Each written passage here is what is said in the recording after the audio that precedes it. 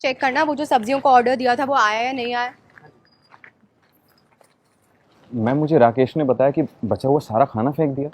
हाँ तो हमारे कैफे में रोज नया खाना बनता है, हम पुराना खाना फेंक देते हैं। पर मैम ये इतना सारा खाना फेंक देना तो गलत बात है ना। लिसन शेफ, हमारे कैफे में पुराना खाना यूज नहीं होता है और अननेसेसरी स्टोरेज भी ब्लॉक होती है, तो इसलिए हम फेंक देते हैं। मैम अगर आपको कोई इशू ना हो तो ये खाना मैं अपने साथ ले जा सकता हूँ क्या? क्यों? ये सारा खाना तुम खाओगे?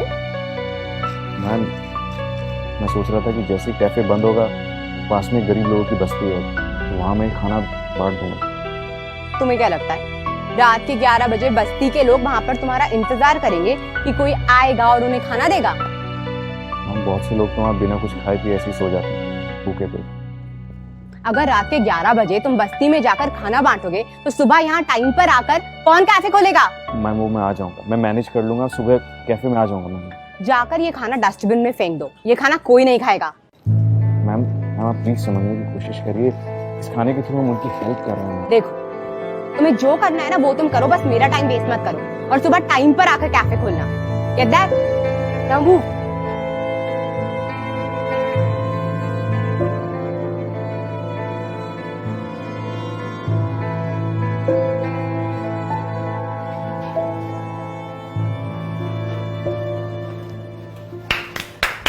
Everyone listen up guys. आज हमारे कैफे को 5 साल पूरे हो गए हैं, so a big applause to that. And ये ओकेजन सेलिब्रेट करने के लिए मैं आज रात को कैफे के क्लोजिंग के बाद पार्टी थ्रो कर रही हूँ एंड सबने ज्वाइन करना है, ओके?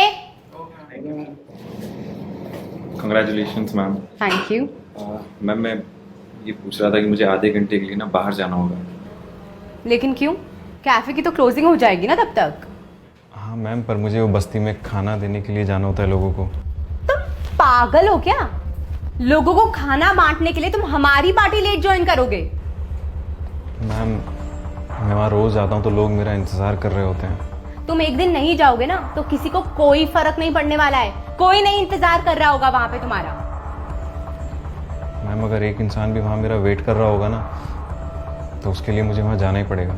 क्या लगता है तुम्हें? हाँ, ये सब करके तुम उनके भगवान बन जाओगे? नहीं मैम, मुझे भगवान नहीं बनना है मैम, मैं बस ये सब करके मुझे थोड़ा अच्छा लगता है। अच्छा, देखती हूँ मैं कि ये सब करके क्या चेंज ले आते हो तुम इस सोसाइटी में, कौन सा पहाड़ उखाड़ लेते हो। मैम आप मेरी बात। अब ना पार्टी में आने की कोई जरूरत ही नहीं है, तुम कल सुबह सीधा यहाँ कैफे में आना।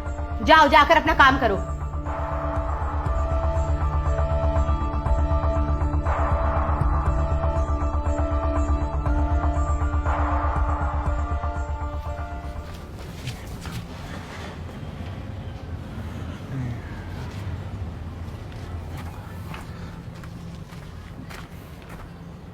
Ma'am I am so sorry, मैं आज लेट हो गया।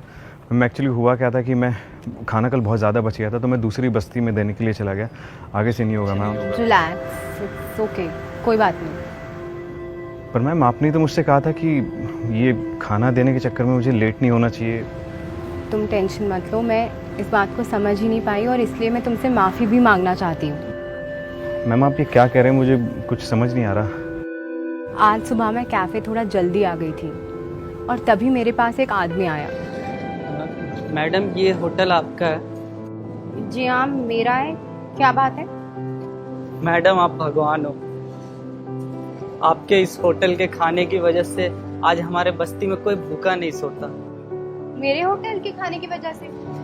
जी मैडम, वो कुछ हफ्तों से एक भाई साहब हमारे बस्ती में ढेर सारा खाना लेके आ रहे हैं और उस खाने के डब्बे में इसी होटल का नाम था। मैडम मेरे बच्चे 2 दिन से भूखे थे और मैं उन्हें खाना भी नहीं दे पा रहा। अगर आप अपने होटल के बचे हुए खाने हमें नहीं देते तो मेरे बच्चे भूखे मर जाते।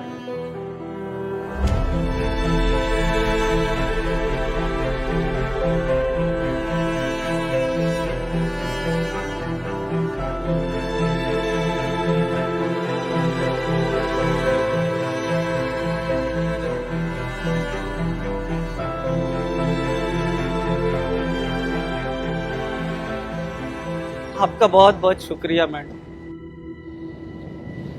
भैया आपको कभी भी किसी भी चीज की जरूरत हो तो आप बेहिचक यहाँ आ सकते हैं, ठीक है? ध्यान रखिएगा।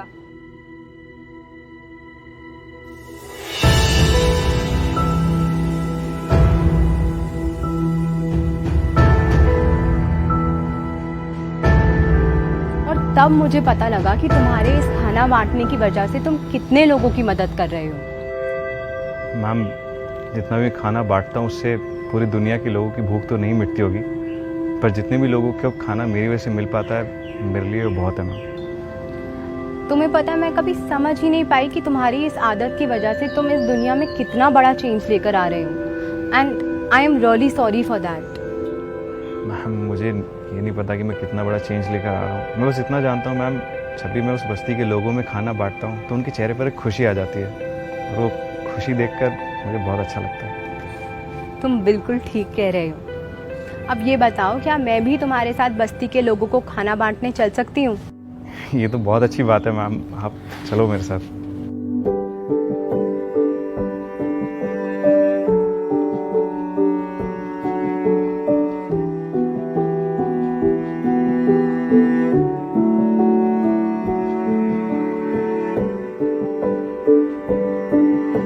In this world where everything is revolving around money, there are few anonymous heroes who are doing welfare for the society, not thinking about whether it's going out in the public or not. This content is a salute to them. That's it for this story. See you next week. Khuda Hafiz and stay.